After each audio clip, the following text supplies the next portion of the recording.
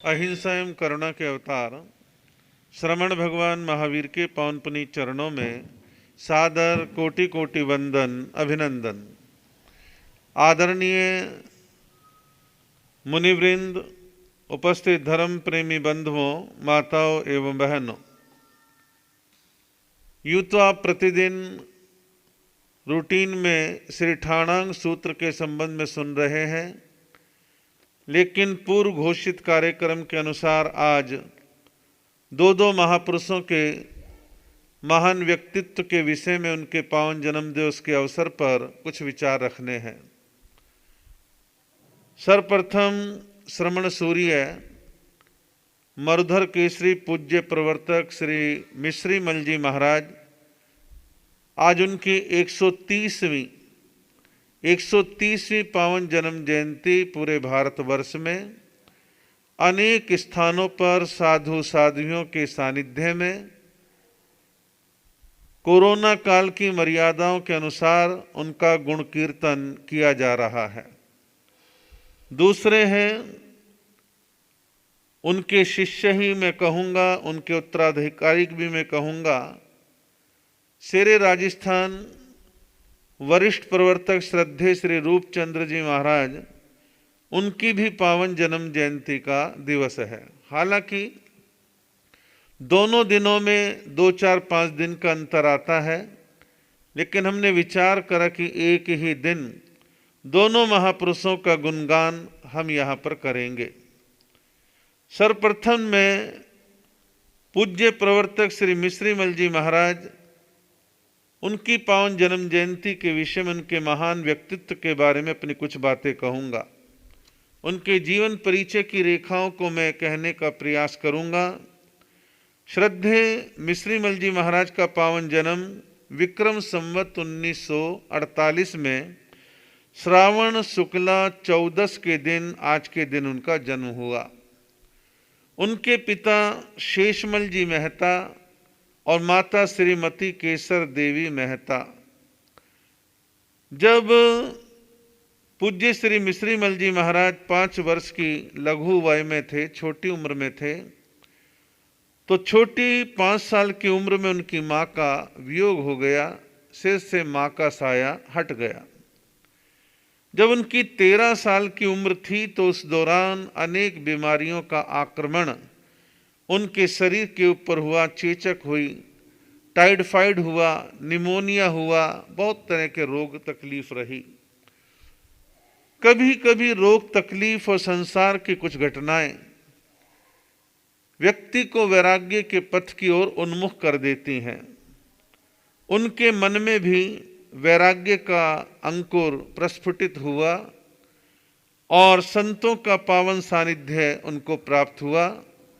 उनके गुरुदेव थे श्री बुद्धमल जी महाराज।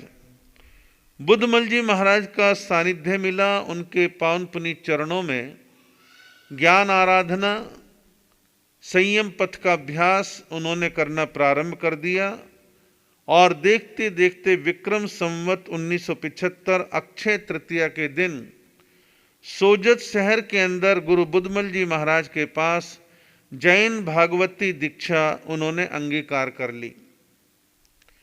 गुरु के सानिध्य में अपनी तीक्ष्ण बुद्धि के द्वारा व्यापक अध्ययन करना, स्वाध्याय करना उन्होंने प्रारंभ कर दिया। आगमों का अध्ययन किया, थोकड़ों का अध्ययन किया, हिंदी, संस्कृत, प्राकृत आदि भाषाओं का अध्ययन किया, गणित और ज्योतिष आदि इन विद्याओं का भी उन्होंने अध्ययन किया। श्रद्धेय मरुधर केसरी जी महाराज के महान विशाल व्यक्तित्व को जब हम पढ़ते हैं तो कई बातें उभर करके सामने आती हैं। उन्होंने जहाँ ज्ञान की साधना अच्छे ढंग से करी, व्यापक अध्ययन किया, वहीं अपनी लेखनी के द्वारा, लेखन संपादन के द्वारा भी कुछ ग्रंथ सरस्वती के भंडार में प्रदान किए। श्रद्धेय मिश्रीमल जी महाराज ने महाकाव्य, खंड काव्य, मुक्तक, कहानी, नाटक, निबंध, कर्म ग्रंथ, पंचवत्थु संग्रह, जैन रामायण, जैन महाभारत, प्रवचन साहित्य, अनेक प्रकार का साहित्य उन्होंने संघ समाज को प्रदान किया। श्रद्धेय मिश्रीमल जी महाराज केवल उपदेष्टा तक सीमित नहीं थे कि उपदेश देना, बस यहीं तक अपना काम समाप्त। वो इतने प्रगतिशील विचारधारा के अपने जमाने के संत थे। संघ समाज की पीड़ा और आवश्यकताओं को बड़ी संवेदना के साथ महसूस करते थे। जिस जमाने में संत समाज में संस्थाओं का निर्माण करवाने की परिपाटी लगभग नहीं थी, लेकिन उस चिंतनशील, प्रबुद्ध, प्रगतिशील विचारधारा के दूरदृष्टा संत ने कुछ चीज़ों को महसूस करा और अपने जीवन काल में लगभग 400 संस्थाओं का निर्माण उन्होंने करवाया।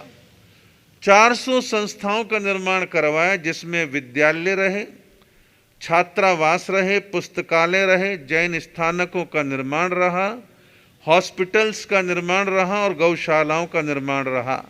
ये सब उन्होंने करवाया। और समय समय पर जब जब प्राकृतिक आपदाएं आई, कहीं बाढ़ आई, चाहे सूखा पड़ा, चाहे कोई रोग तकलीफ आई, संकटग्रस्त लोगों की सहायता करवाने के लिए वो हमेशा तत्पर रहते थे। वे बड़े ही करुणाशील संत थे, दयावान संत थे। दया उनके मन के अंदर विराजमान थी। ऐसा कहते हैं, मारवाड़ में एक प्रसिद्ध जगह है जिसको लोग सब जानते हैं। जगह का नाम है बिलाड़ा, जहाँ मुझे भी 2 बार जाने का अवसर प्राप्त हुआ सन 2013 में। तो बिलाड़ा जो है कस्बा टाइप का सा है और हमारे जैन समाज के स्थानकवासी समाज के काफ़ी घर वहाँ पर किसी जमाने में रहे हैं। तो पास में ही शहर के कोई लगभग 2 किलोमीटर पर एक छोटी सी बरसाती नदी है जिसका नाम है बाणगंगा। तो बाणगंगा की ओर प्रातः काल और संध्या काल शौच की क्रिया के लिए वो जाया करते थे। तो शौच की क्रिया के लिए एक दिन गए हुए थे। ना जाने उनको कितने दिन से आते जाते कोई मुस्लिम जो है युवक देख रहा था। आज उसके मन में ना जाने क्या हुआ, आज वो लाठी लेकर के छुपा हुआ था। जैसे ही श्रद्धेय मर्धर केसरी जी महाराज आगे बढ़े, उसने उनके सिर पर लाठी का प्रहार किया। 1-2 लाठी पड़ी, हाथ लगाया, थोड़ा बचाव हुआ, वो लाठी मार के भाग गया।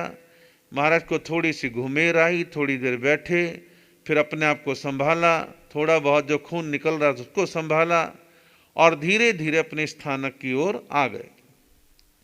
आने के बाद हमारे प्रवर्तक जो बाद में रहे, प्रवर्तक से रूपचंद जी महाराज था, वो जवानी में थे। उन्होंने देखा, देखते ही बड़े रोष में आए, कहने किसने किया है, अभी जाता हूँ देखता हूँ कौन ऐसा करने वाला। और वो कर भी सकते थे, लेकिन जवानी का जोश था। श्रद्धेय मिश्रीमल जी महाराज को शांत किया, शांत, कोई बात नहीं, साधु जीवन है, कई प्रकार के कष्ट तकलीफें आती हैं और अपने को कुछ नहीं करना, शांति रखनी है। धीरे धीरे संघ समाज के लोगों को मालूम पड़ा। लोगों ने महाराज से बहुत आग्रह किया कि महाराज बतलाओ किसने किया, क्यों किया, हम देखते हैं, हम सब देख लेंगे।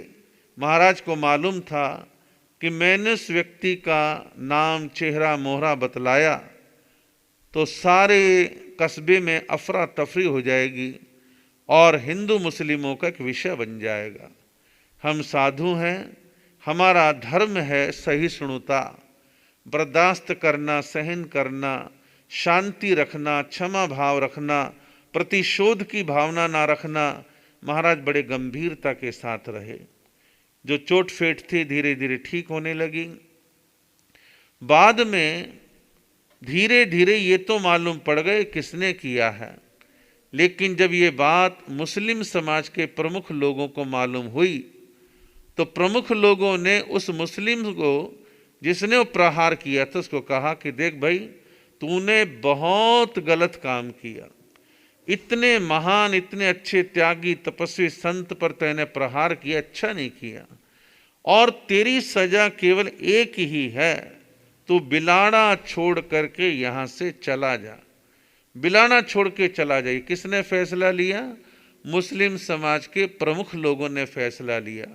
महाराज की मान लो शांति मन में ना होती गुस्सा, क्रोध और प्रतिशोध होता तो निश्चित तौर पर उस कस्बे में दंगा फसाद हो जाता।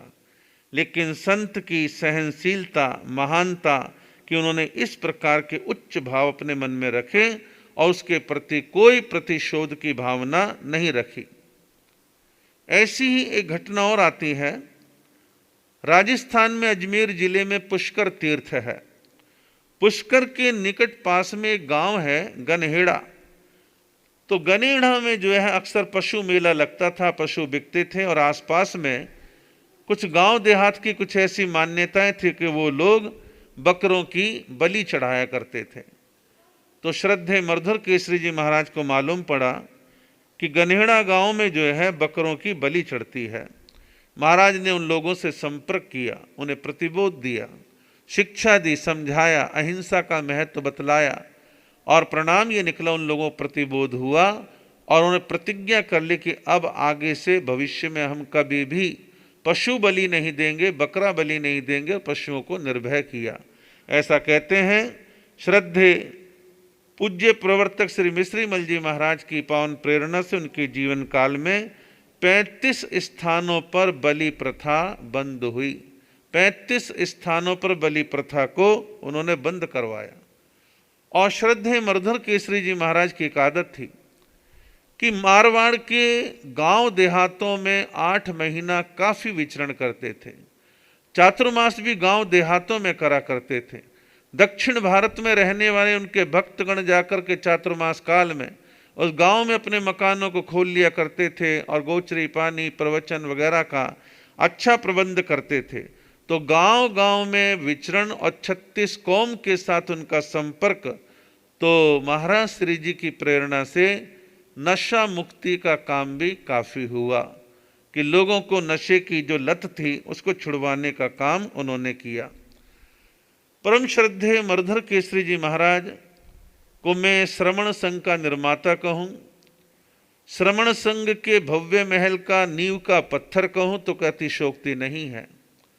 मैंने अनेक ग्रंथों के माध्यम से खूब इस बात को जाना, समझा, पढ़ा है कि श्रमण संघ के निर्माण की भूमिका बनाने में श्रद्धेय मर्धर केसरी जी महाराज का बड़ा भारी योगदान था। जो संत किन्हीं कारणों से रूठे हुए होते थे या यूं कह लो थोड़ी सी अकड़ होती थी, उनको भी आगे जाना, कई कई किलोमीटर आगे जाना, मना के लाना, समझा के लाना, एकता की बात समझाना, संगठन का महत्व बतलाना और सबको सम्मेलनों में ले लेकर के वो आए।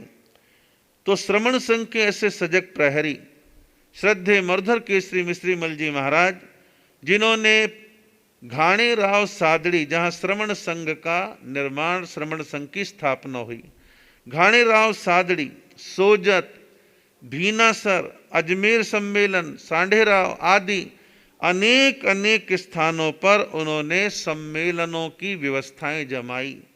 कारण आसपास के इलाकों में उनके भक्तगण बहुत थे और संघ समाज की व्यवस्था निर्माण में उन्होंने तन मन धन से अपने श्रावकों को प्रेरित कर रखा था और सभी प्रकार की संपूर्ण व्यवस्थाओं को उन्होंने बनाने का काम किया।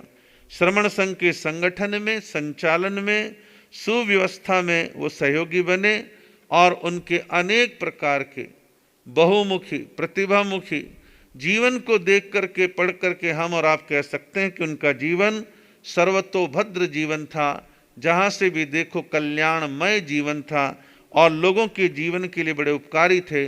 मारवाड़ के सैकड़ों सैकड़ों लोग इस बात के साक्षी हैं कि जब मारवाड़ के अंदर हम थे, सामान्य हालत में थे, दक्षिण भारत जाने के लिए जब जब हमने उनसे आज्ञा मांगी, उनको लगा कि जाना चाहिए, लगा नहीं जाना तो रोक देते थे, जाना है तो कहते मंगलिक लेके जाना, मंगलिक दे दे करके भेजा, लोग करोड़ोंपति बन गए। और जाकर के दक्षिण भारत में उन लोगों की श्रद्धा आज भी श्रद्धेय मर्धर केसरी जी महाराज के प्रति बड़ी मजबूत श्रद्धा लोगों के मन में बनी हुई है। इस कृतज्ञ समाज ने श्रद्धेय मर्धर केसरी जी महाराज के प्रति समय समय पर उनके महान गुण और व्यक्तित्व को देख करके अपनी कृतज्ञता को व्यक्त किया है। समय आने पर उनको श्रमण संघ का मंत्री बनाया गया।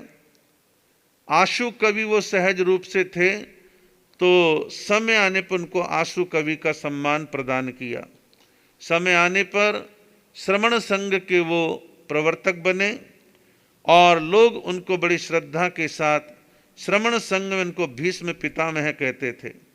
मर्धर केसरी उनका प्रसिद्ध अलंकरण रहा और श्रमण सूर्य जैसा सम्मानजनक अलंकरण भी संघ समाज ने दिया और लोग उनको राजस्थान केसरी, दिव्य विभूति आदि अनेक अनेक प्रकार के शब्दों के द्वारा, गुणों के द्वारा, विशेषताओं के द्वारा उनका स्मरण किया करते थे। ऐसे परम श्रद्धेय, परम पूजनीय मर्धर केसरी मिश्रीमल जी महाराज के 130वें पावन जन्म दिवस के अवसर पर हम संपूर्ण समाज की ओर से उनके प्रति कृतज्ञता के भाव व्यक्त करते हैं, उनके प्रति अपनी विनयाञ्जलि समर्पित करते हैं। उनके ही उत्तराधिकारी, उनके शिष्य कहें, परम श्रद्धेय, परम पूजनीय पूज्य प्रवर्तक, वरिष्ठ प्रवर्तक श्री राजस्थान अहिंसा दिवाकर श्री रूपचंद जी महाराज रजत। सारा श्रमण संघ उनके प्रति कृतज्ञता का भाव रखता है। हजारों हजारों जैन अजैन श्रावक श्राविका भक्तगण उनको अपना भगवान मानते हैं। बड़ी श्रद्धा भावना उनके प्रति रही है। अब उनके स्वर्गवास को 2 साल पूर्ण हो गए हैं और आज उनका पावन जन्मदिन भी है।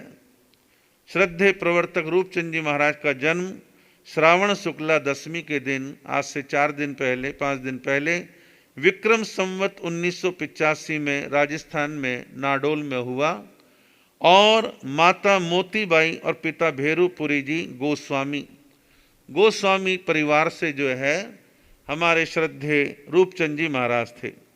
उनका जन्म का नाम रूपपुरी गोस्वामी था।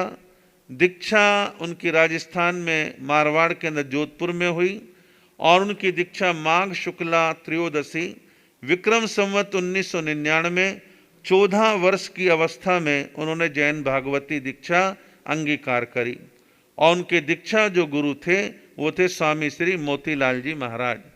मोतीलाल जी महाराज उनके गुरु थे, लेकिन जीवन में काफ़ी लंबी अवधि तक मर्धर केसरी जी महाराज के सन्निधि में वो रहे, तो इसलिए हम उनको गुरु भी कह देते हैं।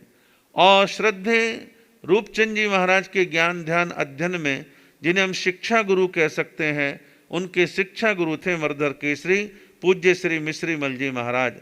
उन्होंने काफ़ी पढ़ाया लिखाया, अध्ययन करवाया और बड़ी तीक्ष्ण बुद्धि के थे, स्मरण शक्ति उनकी अच्छी थी। श्रद्धेय रूपचंद जी महाराज की पावन प्रेरणा से लगभग 170 धार्मिक सामाजिक संस्थाएं आज भी चल रही हैं। संस्थाओं का निर्माण करवाना उनकी चुटकियों का खेल था और अध्ययन भी उन्होंने व्यापक रूप से किया। याददाश्त स्मरण शक्ति बहुत अच्छी थी। अपने जीवन काल में उन्होंने अनेक प्रकार की तपस्याओं की आराधना की और अपने संत परिवार के बड़े संतों की अनेक बार उन्होंने सेवा करी और उसी का परिणाम है मर्धर केसरी जी महाराज मिश्रीमल जी महाराज के आप उत्तराधिकारी बने, यानी उनकी विरासत को आपने आगे बढ़ाया, उनकी विरासत को संभाला। तो ये आपका एक विशिष्ट गुण था और शासन की प्रभावना का काफ़ी व्यापक काम श्रद्धेय रूपचंद जी महाराज ने किया। जनहित के काम आपने काफ़ी किए। शासन प्रभावना के लिए मैंने भी देखा, अनुभव करा। मारवाड़ के गांव-गांव में उनका विचरण होता था और जहां जाते थे कुछ ऐसा आकर्षण था, कुछ प्रभाव था कि 36 कौम के लोग उनके पास आया करते थे और किसी की कोई दुख है, तकलीफ है, परोपकार का काम है, उसके लिए फौरन तत्पर रहते थे। जनहित के काम करवाने में अग्रणी रहते थे और सहज काव्य रचना करना उनका गुण था। काव्य बनाना, मुक्तक बनाना, किसी की श्रद्धांजलि, जन्म जयंती, दीक्षा जयंती पर जो कुछ भेजते थे संदेश, वो काव्यमय होता था और जन भाषा में प्रवचन देते थे। जन भाषा का मतलब है मारवाड़ की आम जनता को मारवाड़ी भाषा में कोई प्रवचन दे तो जल्दी दिमाग में उतरता चला जाता है, जल्दी समझ में आ जाता है। तो मारवाड़ी भाषा में ज़्यादातर बोलते थे। मारवाड़ी भाषा के अंदर प्रवचन देते थे और आम जनता के मतलब की भाषा और विषयों पर अपने प्रवचन फरमाया करते थे और लोगों की लौकिक समस्याओं के समाधान भी करते थे। कोई दुखी आया है, पीड़ित आया है, उसकी बात को वो सुना करते थे। और मैंने एक विशेषता उनकी और देखी कि एक से एक पैसे वाला व्यक्ति भी उनके पास आता था और अपनी दुख तकलीफें कहता था, उसका भी समाधान करते थे। और यदि कोई गरीब गुरबा भी आया है तो उसकी बात भी सुनते थे, समाधान भी देते थे और जो बन पाता था उसके लिए करने कराने का काम विशेष तौर पर वो किया करते थे। तो ऐसे वो बड़े ही कोमल हृदय के संत थे। सभी जाति बिरादरी के लोग उनके पास आते थे और एक उनकी पुनवानी थी। उनका आदेय नाम कर्म का उदय बड़ा प्रबल था कि जिसको जो कह दिया, जिसको जो आदेश दे दिया तुझे ये करना है, वो ना नहीं करता था, मुंह से ना निकलती ही नहीं थी और वो उनके वचनों को हाथ जोड़ करके स्वीकार कर लेता था कि हाँ ठीक है, जो आपने कहा वैसा ही होगा और वो वैसा ही करने के लिए आदमी जुट जाता था। और श्रद्धे रूपचंद जी महाराज, कुछ उनकी जबान में ऐसी सिद्धि थी जिसे हम कहेंगे वचन सिद्धि, कि मुख से जो निकल गया वो घूम फिर करके हो जाता था। और जब मूड में होते थे, अच्छे भाव में होते थे, तो सहज रूप से जो कह देते थे पूरा हो जाता था। और एक चीज और देखी कि संसार है, लोग कई प्रकार से कई चीज़ों से पीड़ित परेशान रहते हैं। कई लोगों की एक समस्या रही, इस पे फला पे ओपरा पर आया है, कोई हवा का झपाटा लग गया, ओपरे पराय का प्रभाव है, पीड़ित है, परेशान है, तो उनके पास उसका भी पुख्ता इलाज था। और ऐसा कई लोगों ने अपनी अनुभूतियाँ बतलाई कि हाँ हमारे फला फला पे था या हम पे था और आज हम बिल्कुल ठीक ठाक हैं। तो इसलिए बड़े श्रद्धा के साथ लोग कह देते हैं कि वो भक्तों के भगवान थे, इसमें कोई दो राय नहीं। मैंने कुछ कार्यक्रम राजस्थान में श्रद्धे प्रवर्तक श्री रूपचंद जी महाराज के सानिध्य में देखे कि उनके प्रवचन सभाओं में, जयंतियों पर, पुण्य स्मृति दिवसों पर अनेक अनेक जो भी कार्यक्रम होते थे, तो उनके कार्यक्रमों में प्रशासनिक अधिकारी, आईएएस, आईपीएस, पुलिस के अधिकारी, राजनेता, अनेक लोग आते थे, उनके चरणों में झुकते थे, आशीर्वाद मांगते थे। और दुनिया के आकर्षण का केंद्र चंद्रा स्वामी और चंद्रा स्वामी के आकर्षण के केंद्र रूपचंद जी महाराज। तो चंद्रा स्वामी जैसे तांत्रिक व्यक्ति रूपचंद जी महाराज के चरणों में समय समय पर उपस्थित होते थे। श्रद्धे रूपचंद जी महाराज की पुनवानी, सूझबूझ, हाजिर जवाबी बड़ी कमाल की थी। श्रमण संघ में कई अवसरों पर ऐसी स्थितियां आई कि कई बार वो निर्णायक भूमिका में होते थे कि सब उनकी ओर देखते थे कि जो ये कह देंगे, जो ये कर देंगे वो समाधान हो जाएगा। तो श्रमण संघ में कई बार जब गाड़ी अटक जाती थी तो संकट मोचक के रूप में आते थे और अपनी निर्णायक भूमिका ऐसे ही जैसे महाभारत में श्री कृष्ण निभा दिया करते थे और निर्लिप्त रहा करते थे। पूना के साधु सम्मेलन में भी जहाँ श्रद्धे आचार्य श्री आनंद ऋषि जी महाराज की प्रबल पुण्यवाणी काम कर रही थी, वहीं रूपचंद जी महाराज जैसे संत का भी जो है एक अच्छा हस्तक्षेप था, जिन्होंने आने वाली कुछ समस्याओं का समाधान प्रस्तुत किया। और मारवाड़ में जब जब श्रद्धे रूपचंद जी महाराज का विचरण चलता था और विचरण के क्रम में जो गांव आते थे और जहां महावीर जयंती मनानी होती थी, तो महावीर जयंती जिस गांव में मनती थी, तो दक्षिण भारत से उनके भक्तगण उस गांव में 15-15 दिन पहले पहुंच जाते थे। इंतजाम करना, पंडाल बनवाना, खाने का इंतजाम करना, संतों के रुकने की व्यवस्था करना, तो रूपचंद जी महाराज का आदेश होता था। देखो भाई, महावीर जयंती है, गांव में 2,500-3 हजार घर हैं, छोटा गांव है, लेकिन 36 कौम का खाना करना है, सबको भोजन करवाना है। तो भोजन का तरीका उनका अच्छा था कि ब्राह्मणों के नेता को बुलाया, तुम्हारे घर कितने? इतने, पैसा ले लो, बनाना तुम्हें, खिलाना तुम्हें महावीर जयंती के अवसर पर। ठाकुरों को बुलाया, पिछड़ी जाति वालों को बुलाया, मुस्लिमों को बुलाया। मुस्लिमों के घर हैं तो उनके नेता को बुला के कहना, एक तो महावीर जयंती के आगे पीछे के 3 दिनों में किसी प्रकार का कोई मांसाहार बिल्कुल नहीं होगा, और हम तुम्हें पैसा दे रहे हैं, अच्छा खाना बनवाओ, मन चाहे खाना बनवाओ और लोगों को खिलाओ।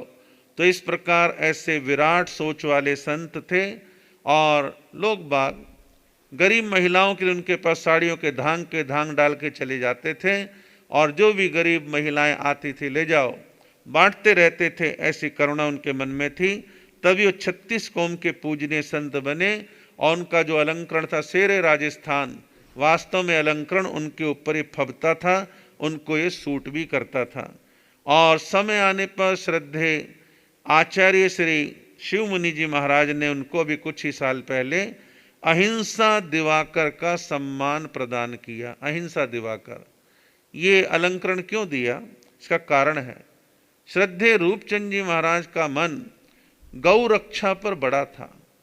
गौशालाएं खुलवाई, गौशालाओं की व्यवस्थाओं के लिए प्रतिवर्ष करोड़ों की तादाद में रुपए पैसे गौशालाओं को बहुत दान दिलवाया करते थे। और एक मैंने खासियत और देखी, छोटे छोटे साधु साध्वियों की सारणा वारणा का बड़ा ध्यान रखते थे।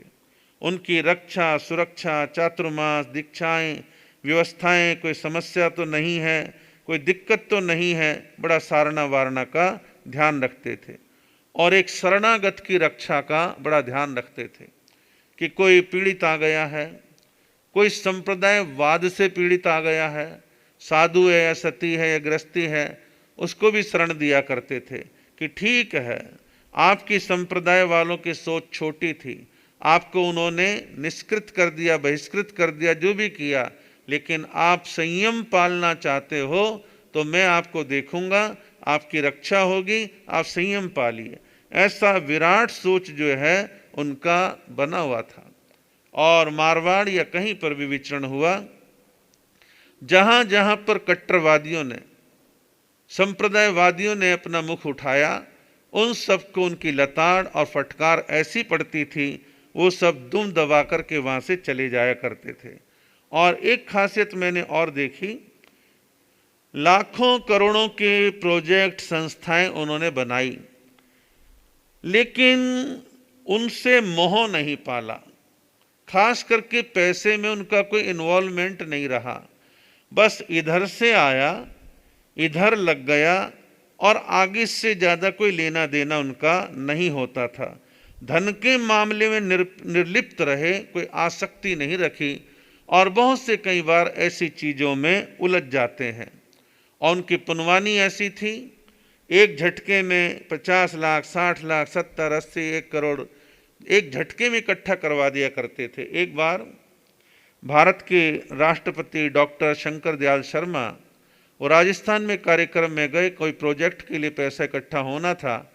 देखते देखते 70-75 लाख रुपए वहाँ इकट्ठे हो गए। तो राष्ट्रपति महोदय भी चकित रह गए कि संत की बोली में कितना प्रभाव है। उनकी पुनवानी बड़ी प्रबल थी, बड़ा अच्छा उन्होंने जीवन जिया, और हमारे टोले का, हमारे गुरुदेव का और हमारे साथ उनका स्नेह भाव बड़ा अच्छा रहा है।